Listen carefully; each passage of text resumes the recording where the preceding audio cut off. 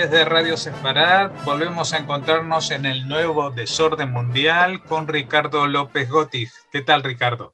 Hola Jorge, ¿cómo estás?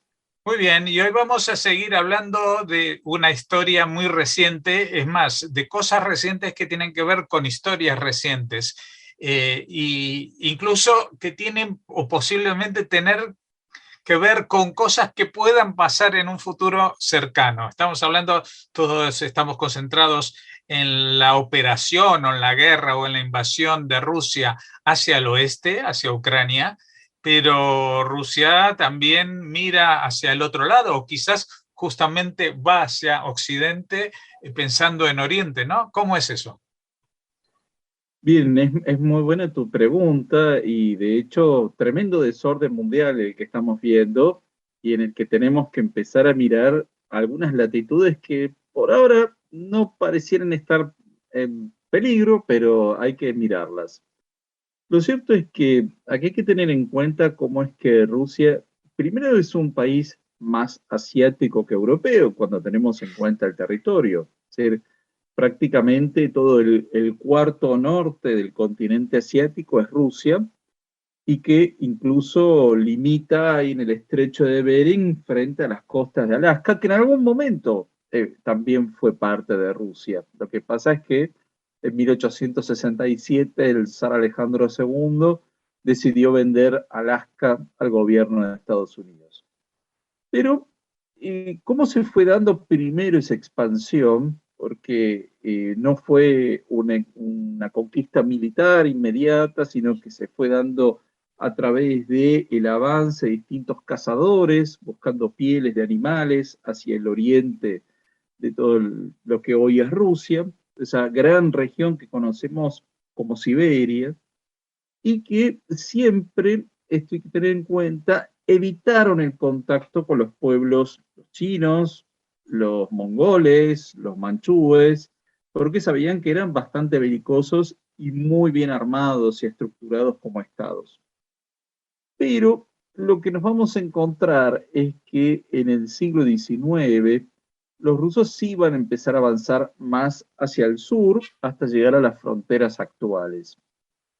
En realidad el primer tratado que hacen los rusos con el imperio chino, en ese entonces ya estaba la dinastía Qing de origen manchú, fue el tratado de Kyakhta, que era un tratado de tipo comercial. Y acá tenemos una rareza y es que ese tratado se escribía en latín. Uno dirá, ¿qué tienen que ver los rusos y los chinos en latín? Pero bueno, había monjes cristianos de los dos lados y era el único idioma que podían encontrar en común para redactar un primer tratado.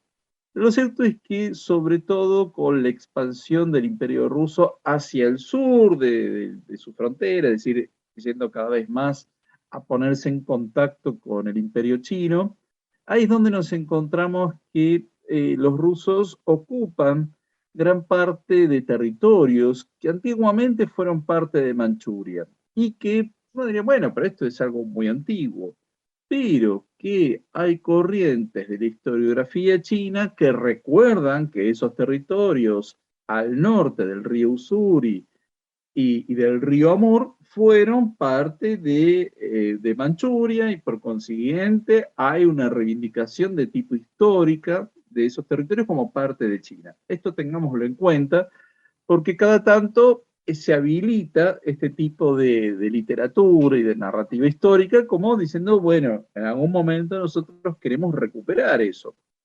Así como hoy uno ve que la República Popular China considera como una situación de separatismo a Taiwán y eventualmente a Mongolia. De modo que ahí nos encontramos con un punto de conflicto que es la frontera de los ríos Usuri y Amur. Por algo es que los rusos crean la ciudad de Vladivostok justamente para tener presencia territorial y además tener una salida al Pacífico.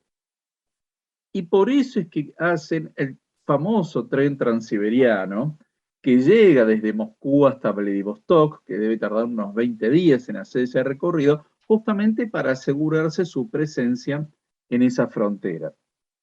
Algo poco conocido es que en los años 60, si estoy hablando de los años 1960, siendo la Unión Soviética y la República Popular China, se estima que hubo 2.000 enfrentamientos armados en torno a la frontera del río Usuri. Es decir, desde afuera se veían que eran dos países comunistas, aliados, pero lo cierto es que hubo 2.000 enfrentamientos armados en esa frontera, y esto lleva a la ruptura sino-soviética ya abiertamente en 1963.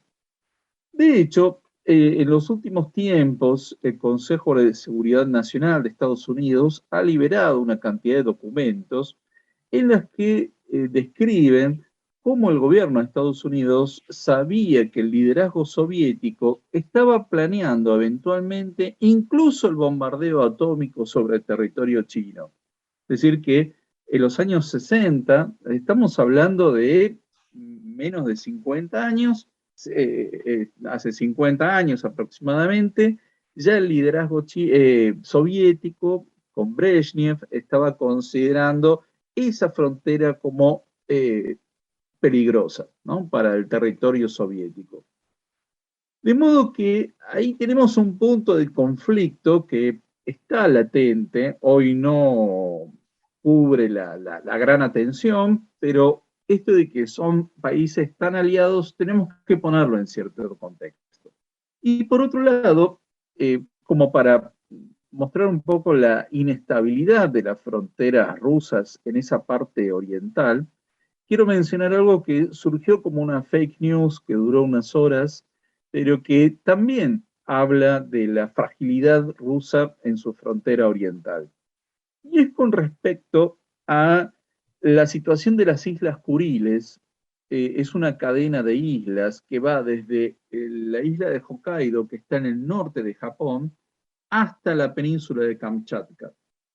Esa cadena de islas fue ocupada por Japón en el siglo XIX, y lo cierto es que después de la Segunda Guerra Mundial, en la Conferencia de Yalta, Stalin pide a Roosevelt y a Churchill la ocupación de las Islas Kuriles. Obviamente, los líderes occidentales no sabían de qué estaba hablando. En el contexto de la Conferencia de Yalta había que ganarse el apoyo de Stalin para una eventual invasión y desembarco al archipiélago japonés en 1945, de modo que le dijeron que sí. Y ahí, eso es un punto de conflicto hasta el día de hoy entre Rusia y Japón, porque Japón lo que dice, bueno, no todas las Islas Kuriles deberían estar bajo territorio ruso, porque hay 4 que ya estaban bajo posesión japonesa antes de los tratados, antes de la guerra ruso-japonesa de 1904-1905, con lo cual deberían ser devueltas.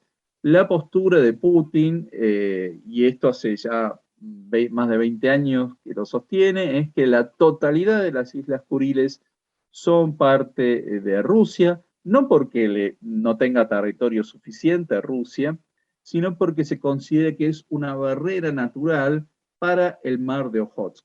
El mar de Ojotsk es parte del Océano Pacífico, pero hay una barrera natural que son estas Islas Kuriles, que van desde la isla de Hokkaido hasta la península de Kamchatka.